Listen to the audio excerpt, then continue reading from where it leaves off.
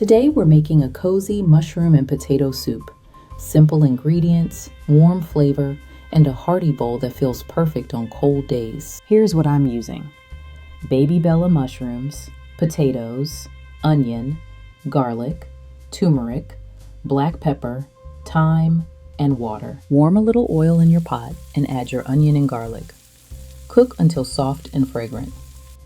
Add your mushrooms and let them cook down until they release their flavor and start to brown. Add your potatoes, turmeric, black pepper, and thyme. Stir everything together so the spices coat the veggies. Pour in enough water to cover the potatoes. Bring it to a boil, then simmer until everything is tender and the broth tastes warm and earthy. Hearty, simple, and full of cozy flavor. This mushroom and potato soup is all about comfort in a bowl. For the full recipe, check out the pinned comment below.